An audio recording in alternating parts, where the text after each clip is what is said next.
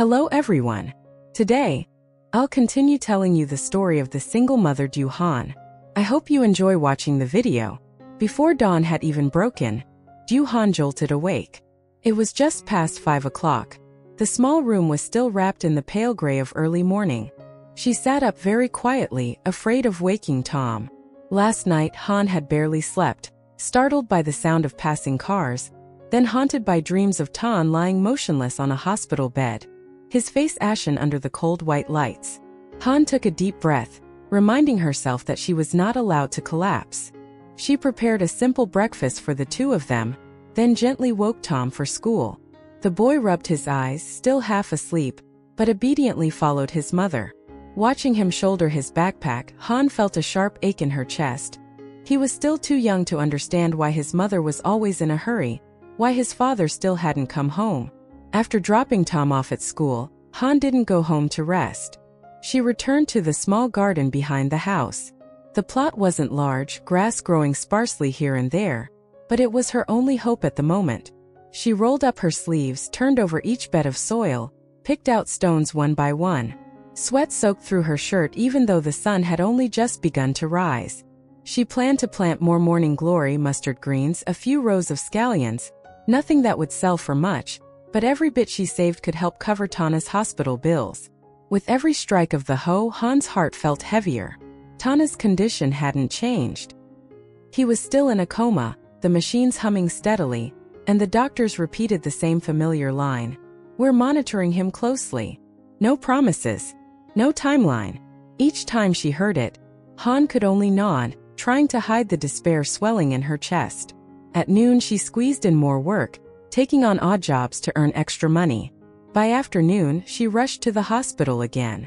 Some days she would finish caring for her child only to race to work, then go straight from there to Tana's hospital room. Life kept spinning like that, never granting her a moment's rest. In the hospital room, Hân sat by the bed and held Tana's hand. It was still warm, but there was no response. She told him all the little ordinary things. Tom got a good grade today, the vegetables had started to sprout, the two of them were doing fine. She said it for him, but really it was to reassure herself. There were times when Hân felt as if she were being pulled into a whirlpool. Work, her child, money, the hospital. Everything pressed down on her shoulders, leaving her dizzy and breathless. But whenever she thought of Tom, she gritted her teeth and forced herself back up. She did not allow herself to be weak. Because if Hân fell, her entire small world would collapse with her. Night came very slowly. After putting Tom to bed, Hân sat alone in the quiet house. The yellow light hanging in the middle of the room cast her shadow onto the tiled floor, thin and stretched so long it looked unfamiliar even to her. Her back ached dully. Her arms were sore and trembling after a day of digging, working, and then going to the hospital. But what exhausted her most wasn't her body, it was her mind. Hân leaned against the wall and gently closed her eyes. Her thoughts were a tangled mess. The upcoming hospital bills, Tom's school fees, whether the newly planted vegetables would sell, and then Tana's vacant gaze behind the glass of the intensive care unit. Everything overlapped with no way out. Sometimes Hân wondered what she was struggling for. She had been struggling for so long. Since the day Tan ended up there, all the responsibility had fallen on her shoulders. No one asked if Hân was tired, if she could still endure it. People only said, "Stay strong, be strong," as if strength were a choice, not a necessity. Hân opened her eyes and looked around the empty room. Suddenly, the silence frightened her, so much that her heart began to race. In moments like that, she longed for someone to lean on, to cry with openly just once. But there was no one. She raised a hand to wipe her face and realized her cheeks were already wet. She didn't sob. The tears simply slipped down quietly, as if they were used to being held back. In her mind echoed a very small question, but one that hurt unbearably. What if Tan never wakes up? The thought had barely surfaced when Hân panicked and shook her head. She wouldn't let herself continue. Just thinking that far was enough to tighten her chest and make it hard to breathe. Hân stood up and stepped out onto the porch. The sky was pitch dark, the wind colder than during the day. She looked out at the small garden, the soil still damp, fragile green shoots just beginning to emerge. They were just like her at that moment. Small, fragile, yet still trying to live. For a moment, Han felt as though she was truly about to collapse. She was so tired she didn't know where to lean anymore. Tired of having to be strong every day. Tired of not being allowed to let go. Tired of being a mother, a provider, and a woman waiting in hopelessness all at once. Then from inside the room came the soft sound of Tom turning in his sleep. Just one very small sound. Han turned back and stood still for a few seconds. She took a deep breath and forced herself to straighten her back. All her weakness was hurriedly tucked away into a very deep corner of her heart. Tomorrow she would still have to wake up early. Still take her child to school. Still work. Still go to the hospital, sit beside Ton and wait. Life did not give Han the right to stop. And Han, even when utterly exhausted to her very core, was still forced to keep moving forward, silently. That afternoon, when Han had just returned from the hospital, the sky had already darkened without her noticing.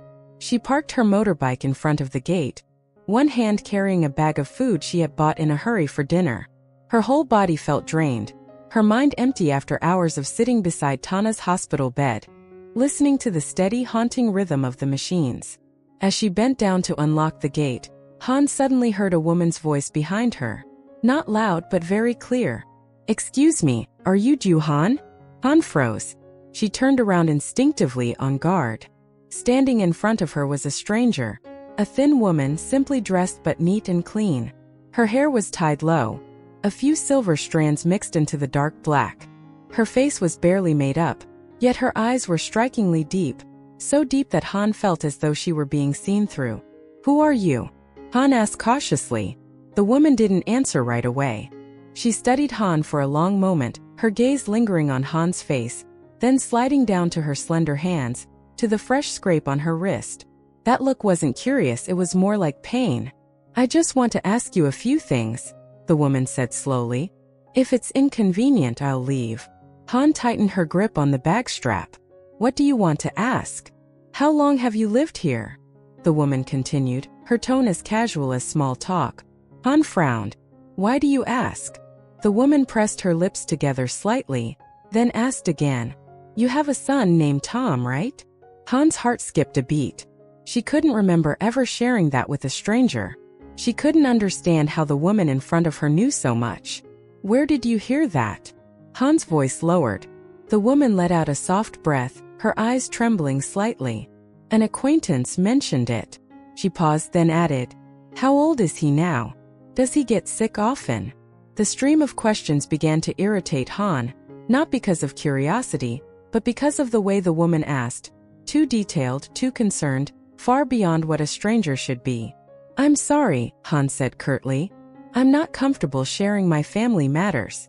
The woman nodded, offering no argument. But she stayed where she was, her eyes never leaving Han.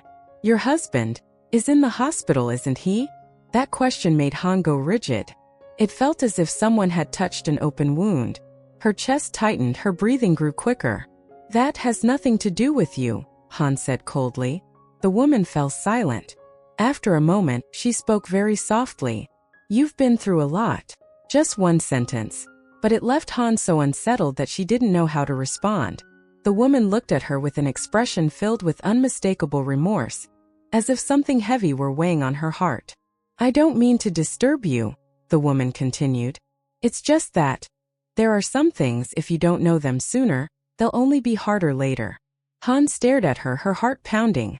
"Who are you, really?" The woman didn't answer. She only looked at Han one more time, long and lingering, strangely reluctant.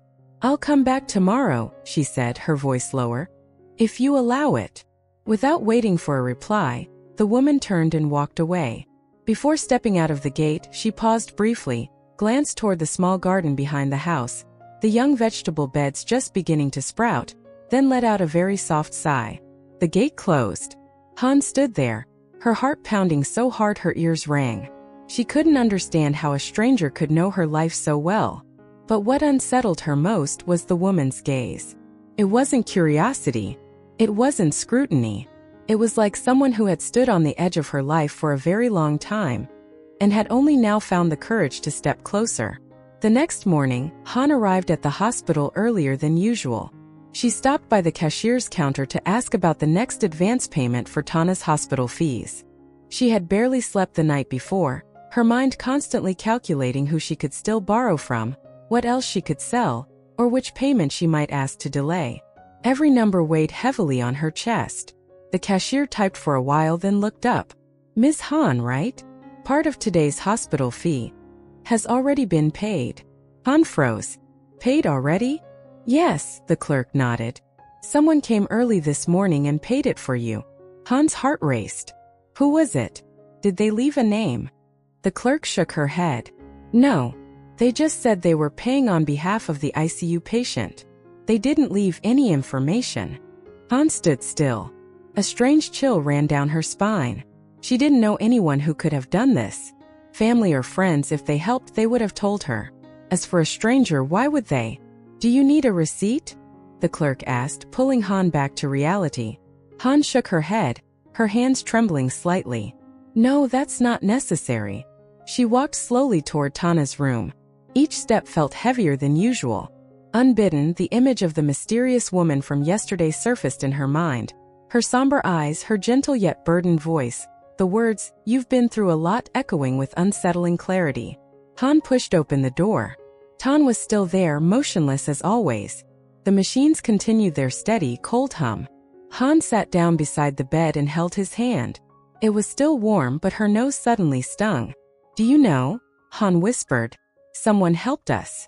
She didn't know whether she was speaking to Tan or to herself. A while later, Han stepped into the hallway to get some water. When she returned, she suddenly noticed a figure standing at the end of the corridor. A thin woman with her back turned, gazing through the glass of the intensive care unit. Han stopped short. That figure felt familiar.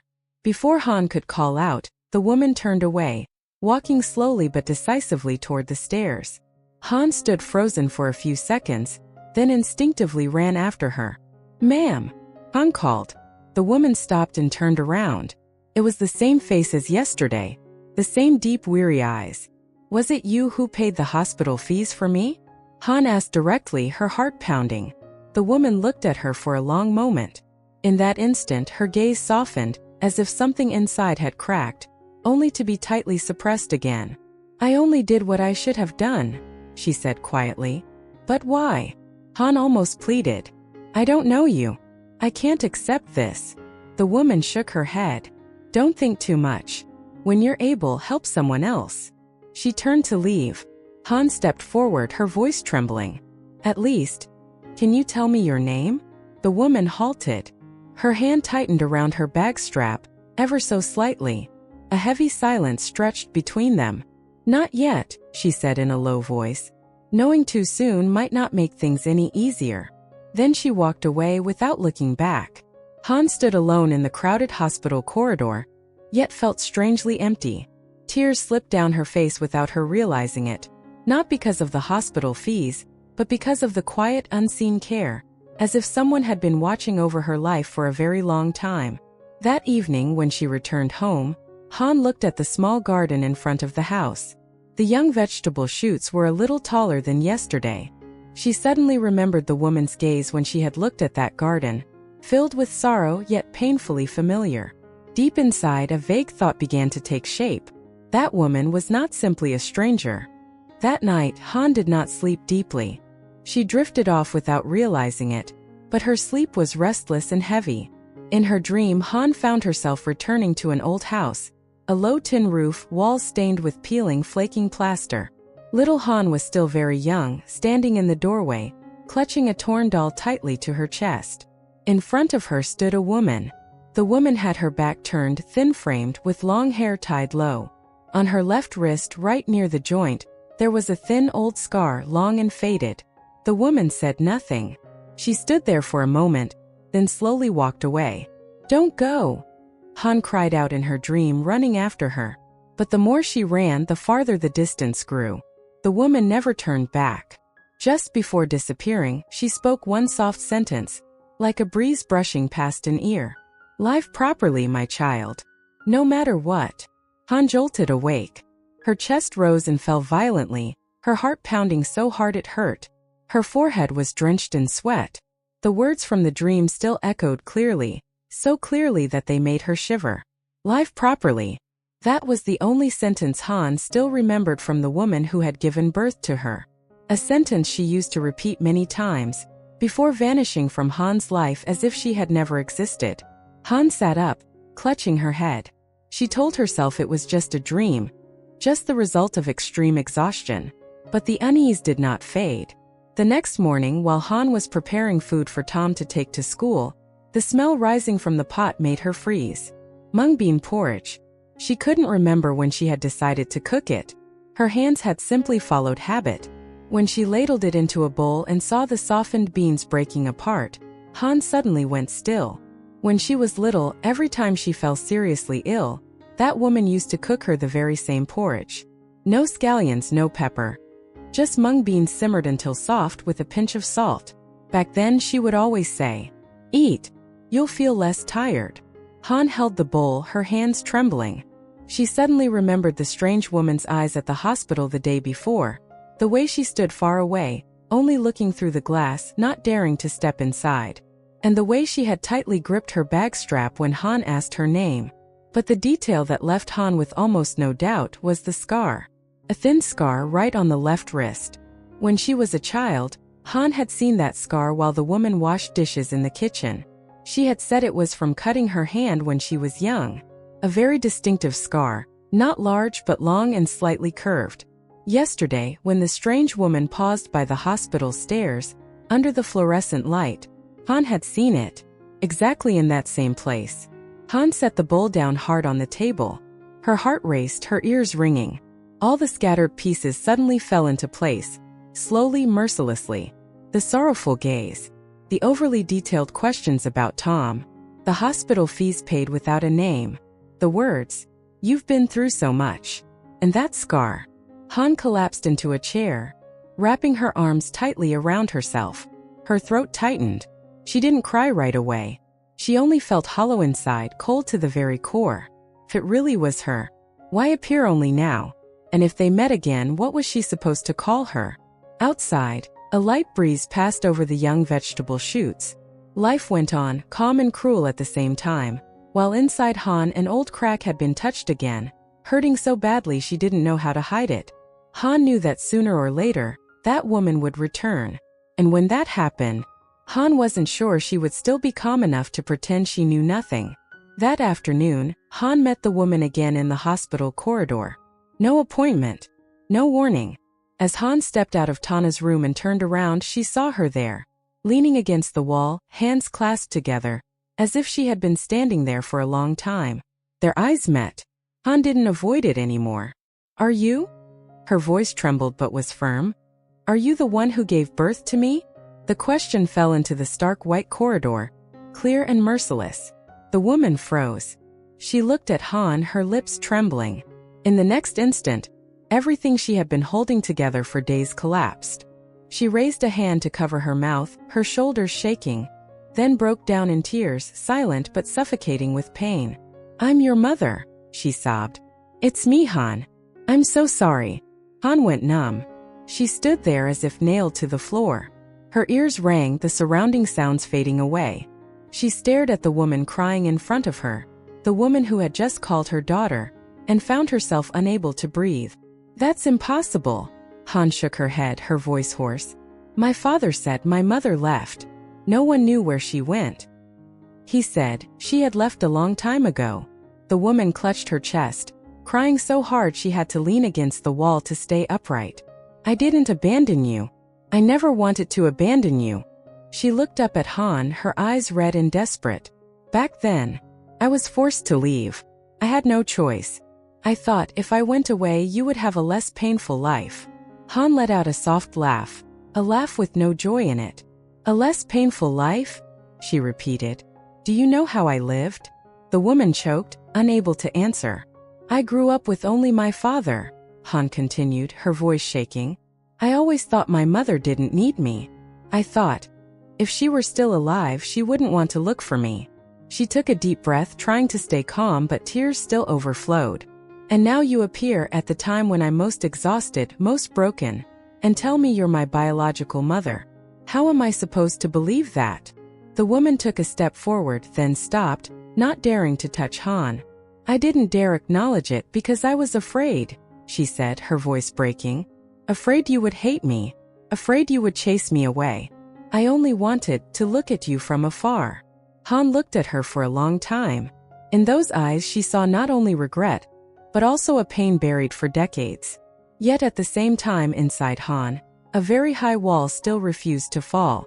If you are my mother, Han said slowly, then why did you only come back now? The woman cried even harder.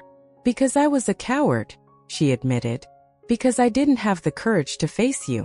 Only when I heard that you were going through so much did I realize I couldn't keep hiding anymore. Han turned away. She didn't reject her, but she couldn't embrace her either. Inside her was a tangled storm of emotions. Anger, hurt, confusion, and a small longing she didn't dare to acknowledge. Give me time, Han said wearily. I can't call you Mom, not yet. The woman nodded repeatedly, tears streaming down her face. That's all I need. Just that you don't push me away. Han didn't reply. She walked away, each step heavy.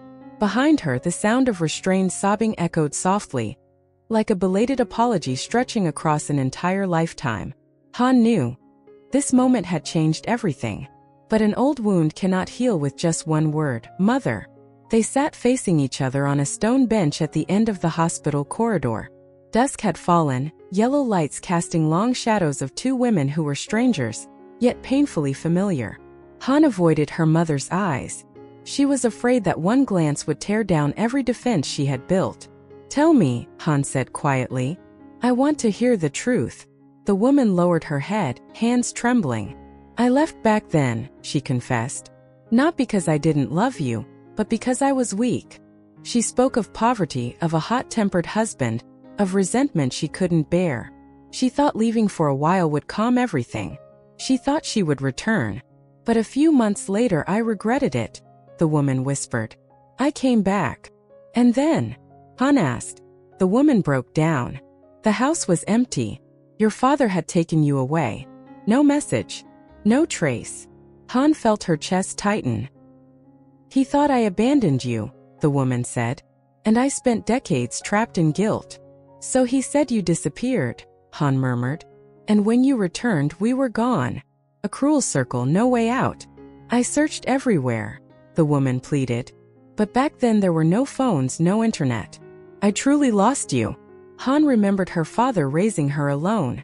He never spoke ill of her mother. Only said, your mother is gone. She had believed it all her life. I didn't dare keep looking, the woman sobbed. If you were living well, my return would only make things worse. So you stayed outside my life, until now? Han asked. The woman nodded. I watched from afar. Watched you grow up, become a mother, suffer, without daring to step closer. I don't know what to call you, Han whispered. In my heart, my mother died long ago. I ask for nothing, the woman said. Only to stay near, even as a stranger. Han stood. She didn't embrace her, but she didn't walk away either. Give me time, she said. I need time. That's enough, the woman replied. I can wait. The truth was spoken. But some wounds don't heal just because the truth is known. After that day, the woman no longer appeared suddenly. She came to the hospital often, but always stayed far away, at the end of corridors near stairwells, never entering Tana's room. Once a nurse whispered to Han, someone sent you hot porridge. It was mung bean porridge, simple, lightly seasoned. Exactly what Han ate when she was too exhausted for anything else. She knew who it was. No notes. No credit taken. Soon Han noticed her presence everywhere. Fruit appeared in her motorbike compartment. The garden was quietly weeded. Medicine for Tom appeared on the table when he had a fever. One night, exhausted beside Tana's bed, Han woke as a jacket was gently placed on her shoulders. I thought you were cold, the woman said nervously. You don't have to, Han replied. I know, the woman nodded. My hands just remembered. That sentence tightened Han's throat. She didn't call her mom. Only ma'am. But she didn't push her away. Sometimes, Han saw her sitting with Tom in the yard watching him draw. Grandma, will you come play with me tomorrow? He asked once. The woman froze. If your mother allows it. Han hesitated, then nodded. That small nod was more than forgiveness. The woman knew she had no right to ask for more. She only wanted to stay close, to care quietly, to watch her daughter keep living, even if only from behind. Hello mọi người, cảm ơn mọi người đã xem hết video hôm nay của mình. Hy vọng mọi người yêu thích câu chuyện mình chia sẻ và đồng hành cùng mình trong thời gian sắp tới. Hiện tại những video của mình đang được phát hành vào khung giờ 7 giờ tối và 7 giờ sáng tại Việt Nam. Thì nếu mà mọi người yêu thích thì nhớ bấm theo dõi, bật thông báo để nhận thông báo khi mình đăng video mới nhất. Và để lại cho mình một số bình luận ở dưới phần bình luận để mình khắc phục những video mới sau và cải thiện những câu chuyện để mọi người lắng nghe hay hơn. Và mọi người nhớ chia sẻ đến cho bạn bè để mọi người cùng biết và lắng nghe những câu chuyện của mình. Cảm ơn mọi người đã lắng nghe một phút chia sẻ. Hy vọng rằng mình vẫn sẽ được đồng hành cùng mọi người trong thời gian sắp tới. Và hẹn gặp lại mọi người ở những video tiếp theo nha.